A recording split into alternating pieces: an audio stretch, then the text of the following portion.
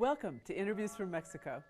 I'm Laura Carlson, and I'll be your host as we look at cutting-edge issues with the men and women who know them best, here on Telesur.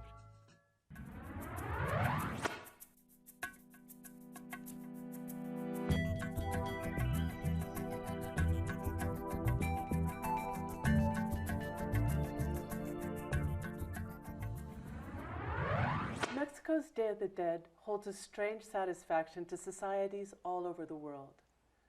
The concept of death as a part of life and the dead coming back to reunite with the living once a year in the midst of colorful traditions is attractive, especially to societies where death is taboo. The movie Coco brought death to children in an especially heartfelt and direct way. Today we're going to talk to an author of children's book who's written stories about Day of the Dead. She's also written about a lot of other things. Jody Goldman has written more than 50 books for children. She's from here in Mexico City, and we're very happy to have her today on the show. Thank you, Jody, for being here. Thanks for inviting me. Jody, tell us about how you came to write a story about Day of the Dead for children. Well, look, I have two books that are about Day of the Dead. Oh. And the one that was published here in Mexico is called Las Almas de la Fiesta y otros cuentos de Día de Muertos. It has 5 stories. So that'd be like the souls of the party and yeah, other like stories. the souls of the party and other stories of the Day of the Dead. Mm-hmm. And it has 5 stories based on the different traditions that take place in the country for the Day of the Dead, because Puebla has some traditions, Michoacan has others. So I investigated a lot, and when I found the tradition that I liked a lot, then I built a story around that tradition. And I came up with the characters and the situation, and then wrote the stories. So it was very interesting. Did you find there were a lot of regional differences? Well, there's some things that are always similar. There's always the flor de cempasúchil that is used always. The marigold. The flower. marigold, yeah. And because the petals are used to like make a path, which the souls can see so they don't get lost coming back to their homes. Mm. And there's always bread of some kind, food, photos of the people who have departed already, something to drink, candles, because the lit candles are important for light. So they're certain, also kind of a guide, aren't they? Yeah, they are a guide. So there's always certain things that are always present, but the bread is different many times. For instance, the bread that's made here in Mexico City is the pan de muerto, which is the round one with the little bones on the top, with lots of sugar.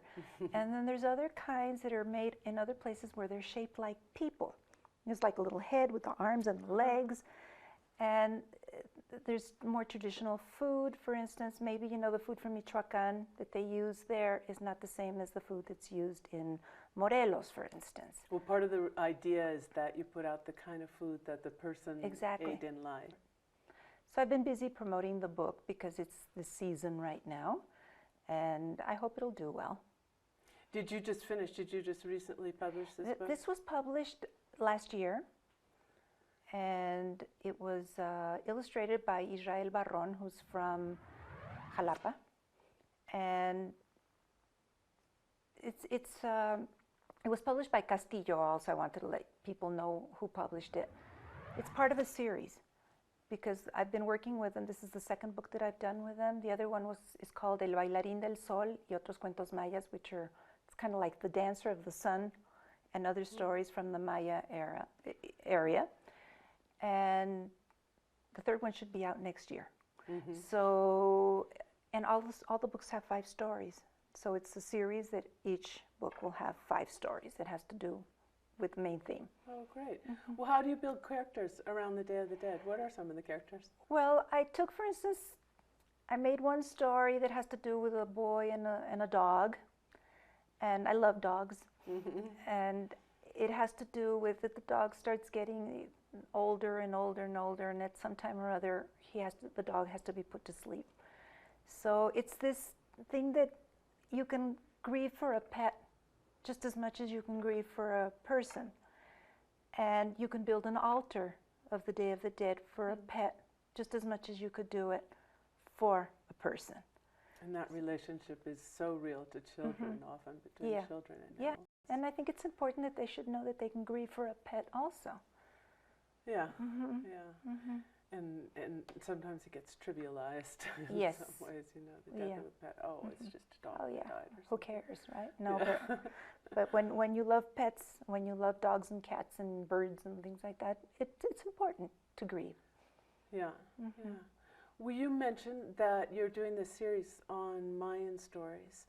And I wanted to show people this book called Cuentos Mayas, Mm-hmm. or Mayan Stories, which is one of Judy's most recent books with beautiful illustrations here. How did you get involved in writing books on the Mayan culture, pre-Hispanic culture? Well, I started researching folktales quite a few years ago. And I love Pre-Hispanic folktales? pre-Hispanic Huh. or even maybe not pre-Hispanic, Colonial. colonial, and I love them, especially the stories from the Mayan area. Mexican in particular. Yeah, Mexican in particular. And what I love especially about the stories from the area of Yucatan and Chiapas and around that area is the stories about animals. Because they have a lot to do with, you know, why they have certain characteristics or why they act a certain way. And it's been fascinating. So give us an example of an animal personality. Well, there's, for instance, if I can take a look at here, there's one story here that talks about how there's an interchange of feathers between some birds, because there's one little bird who's very, you know, drab, okay, and there's going to be a contest to name which is the king of all the birds, because they argue all day long about who sings prettier and who's got the nicest feathers and who's, you know, who can fly farther and whatever. So the God that created them one day says he's had enough. He's going to make a contest to see which is the best bird, and that's going to be crowned the king of all the birds. So the turkey, it's a turkey. He has a beautiful singing voice, but he's got very drab feathers also. And this other little bird, this tiny little thing, has got the most beautiful feathers. So the turkey comes up to him and tells him, "Lend me your feathers, and then when I'm named the king, because I have the most beautiful singing voice of all, then I'll share everything with you." So the little drab bird, the little bird gives his feathers to the drab turkey. He puts them on and he struts into where all the birds are showing off, you know, which one's the smartest and which one's this and that and the other. And he sings, and everyone says he has to be the king of all the birds. But then he gets so full of himself that he forgets his promise to the little bird, who's been hiding under a bush all the time, no feathers, freezing all the time. And so when the other birds find the other one that's practically, you know, freezing already and hungry and everything, each one gives him a feather so that he'll be able to be warm again. And then they go and search for the turkey. And when they find him, they drag him up to where the god is, and the god punishes him by taking away his singing voice. But I was going to say at the beginning, turkey's a beautiful singing book. Yeah, so he runs off, but he keeps all the feathers. And that little tiny bird that gave him the feathers is still looking for him.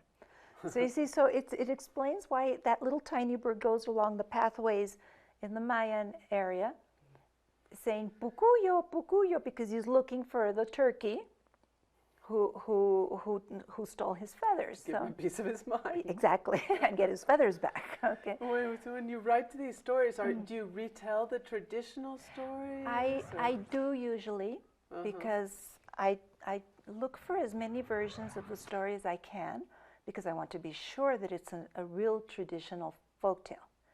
Because there's people who write tales that are like folktales, but they're not. And it's perfectly legit. I have nothing against that. But you can't say that it's a really old folktale that has been passed on from generation to generation. So I research a lot. And then when I find a tale that I know that has 3 or 4 or 6 versions or whatever, then I feel confident enough to do my own version. Now, some of these stories are like maybe 2 lines in a magazine or a book. So I have to flesh it out, because I'm not going to rewrite a story that way. So what I do is I say that those 2 lines are like the skeleton, and I add dialogue and description, and I, you know, add some characters and things like, you know, secondary characters and things like that, so that you make it come alive. Yeah. Well, this book also has beautiful illustrations. Tell us about the illustrator. Well, the illustrator is Angel Campos. Mm-hmm. And in a picture book like this, the illustrations are very, very important because they illuminate the text. And these stories are a story of a picture book is sometimes maybe 1,000 words or less. So you can't go on and on with description, and and you can't say that that so and so Joey had brown eyes and red hair, because the illustrator will do it in the illustration. So, in a children's book, you just don't want that extensive of a text. Besides, because these are books that they're usually used to teach children to read, or they're books where parents read to children. So you don't really need to describe that much. If it's a jungle setting, why describe? You might say it's in a jungle, but you don't have to say that there were, these trees and that trees and these plants and whatever, because the illustrator will do it. So Angel did a wonderful job. I think he's a great illustrator. And he's from here in Mexico. He's from here, from Mexico. The other day we had a book presentation, and he was talking about that he's from the area of Ixtapalapa. When before the Central de Abasto was there, that was there were chinampas there. That was where they were agricultural fields, and that his father was a farmer. Yeah. So because we were asked, Roxana, the editor, asked us if we were close to nature, because all these stories have to do with animals and nature. And yes, both of us have that link with nature also. What's your link? What's my link? I love dogs and I love animals, and I. Do you live more out in the country now, or did you grow up? No. I grew up, well, when I was a kid and my parents moved to Lomas, it was like living out in the country. It was a long time ago. Yeah. And there were cows and pigs and sheep around there. And so it was a little bit like a country setting with, streets and street lights and things like that. But I've always been interested in animals and plants and birds and insects. And when my kids were small, we would go exploring in the garden, for instance. So it's just something that I enjoy very much. And it's reflected in most of your stories. Yes, it is. Well, what age group are you looking at mostly when in these stories, or when you write in general? I have a hard time putting reader ages on my books. I let my editors do that. Because I've always thought also that, for instance, there's children who maybe they're 8 years old and they're reading at a 6-year-old level for whatever reason. They might have problems learning how to read, or some sort of, maybe they have dyslexia or something like that. So I don't want to limit them. And then there's children who are 6 years old who are maybe reading at a 8-year-old level. Yeah. Okay, and then so. And then adults can read. Much higher level books to much younger children. Yeah. And now there's a lot of grown-ups who are not embarrassed to be seen reading books for children.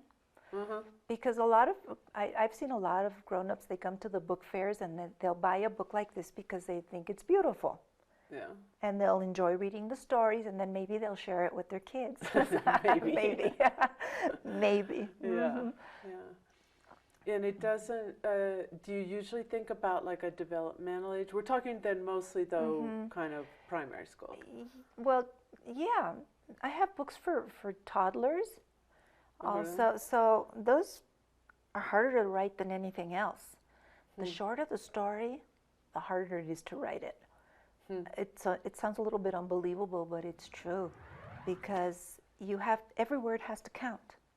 You can't go off and on and on, on and on and on. It's like I'm not a poet, and someone told me one day that writing a picture book is like writing poetry, because every word has to be the right word. And every word has to advance the story, because you have to get to the end in 100 words. Yeah. I've written some things that are 50 words, and you have to tell the story in 50 words. Not at all easy.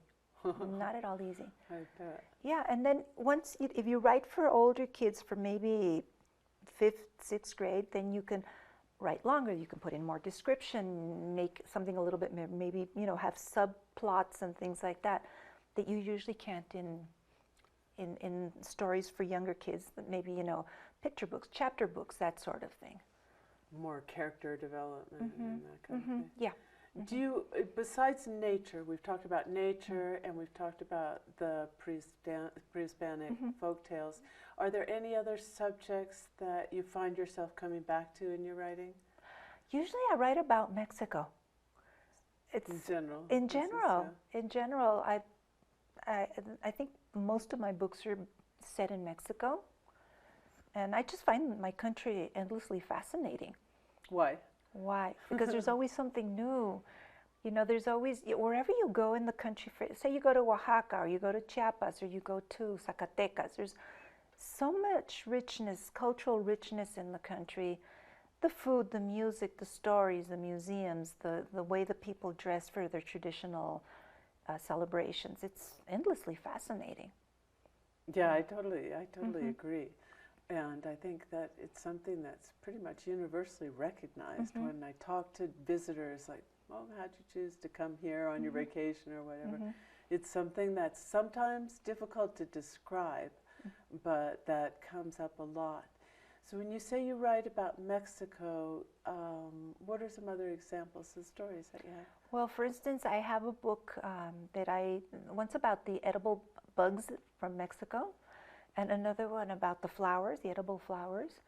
And my That's one of the things I love, especially Oaxaca. They eat everything. I mean, everything edible. Everything edible. And I did those books with my son, who's a very talented photographer. He's a professional photographer.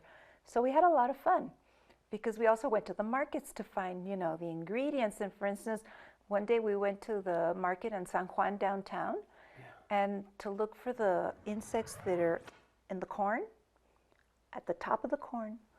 And we wanted to find at least two corns with the insect. And the guy who we asked him to find them, he kept on peeling the corn and saying, this one doesn't have insects. And we told him, but we wanted to have insects. So he finally found two.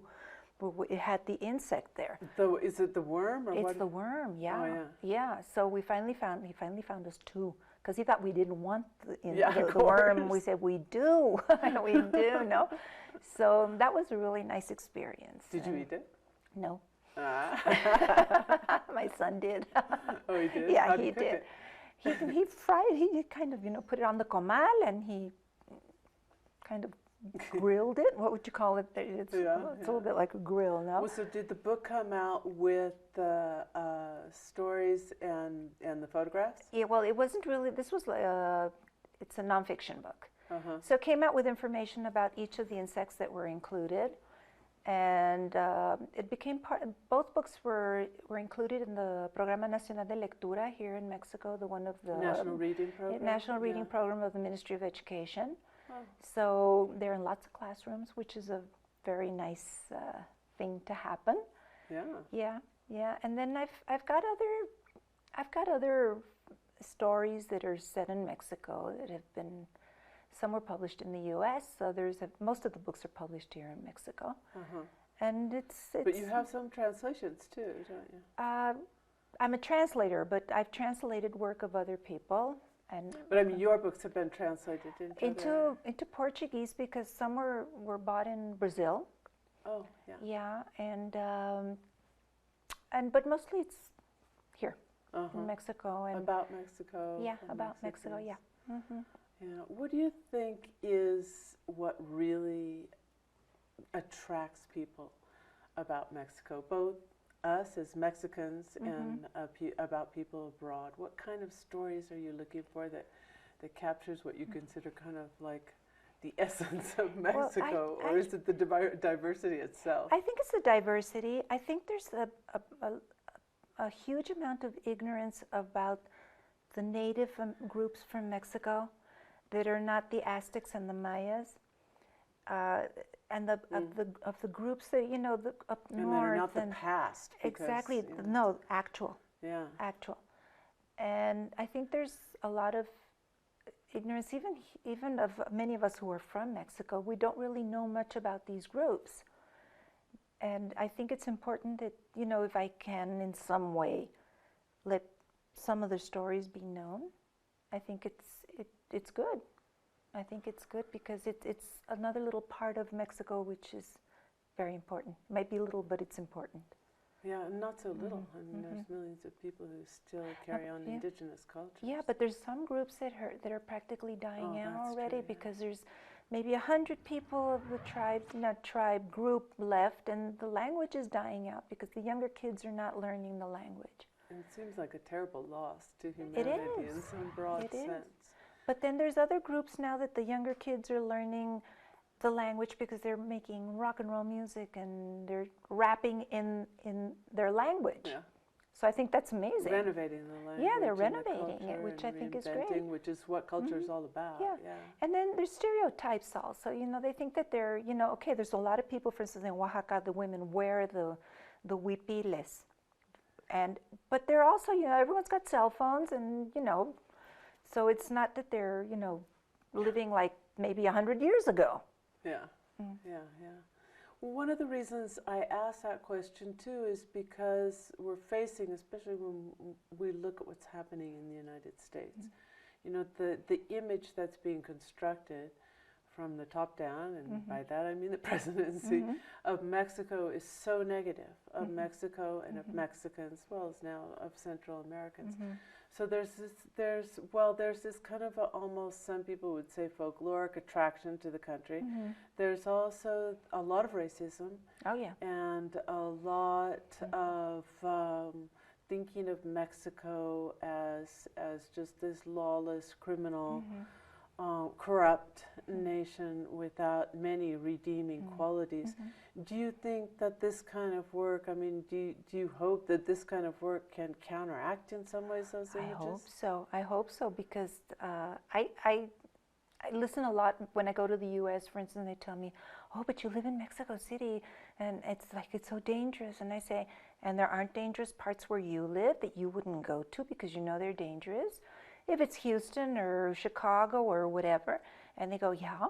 I say, well, it's the same thing. Yeah, statistically, it's no worse. Exactly. And I say, big cities anywhere. And what we have to get across, and what a lot of people find out when they finally do come to Mexico, is that the people are very welcoming.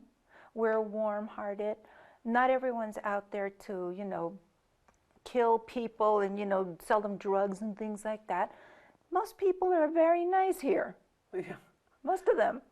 Yeah. Yeah, and it has this incredibly rich culture. Exactly. That's why a lot of people come here and they stay here. Yeah. Let's talk a little about the writing process. For writing children's books or any kind of writing, and everyone has their own writing process. Do you have a certain number of hours a day that you write, or do you sit down? Because you seem to be very prolific. I've been at this for a long time already. Okay, so I try to write every day. I try to sit down at the computer at 9 o'clock in the morning. I'm a morning person, so I work better in the morning. But you know, there's always things to do, and sometimes I can't. So I try to do it in the afternoon if I can, and then there's days that I just can't. But I try to meet deadlines. When my editors tell me I need this in a certain date, I usually do turn over things on those dates. I try very hard. It's good to have an external structure there. Yeah. But I can't really say that I have, you know, always the same schedule. Do you have any rituals or any surroundings that you prefer for writing? Well, I have a very nice office in my house that's full of books, and I put on music, and I put my dog bed next to me so she lets me work and she goes to sleep for a while. and I listen to music very, very low because if not it distracts me, but I do need a little bit of music. And I just take up what I left off from the day before and advance at least, I try to advance 3 pages a day maybe. Sometimes it's not possible. Sometimes it's 1. And other times it might be 3 or 4. It all depends on what I'm working on. And sometimes I'm working on several projects at the same time.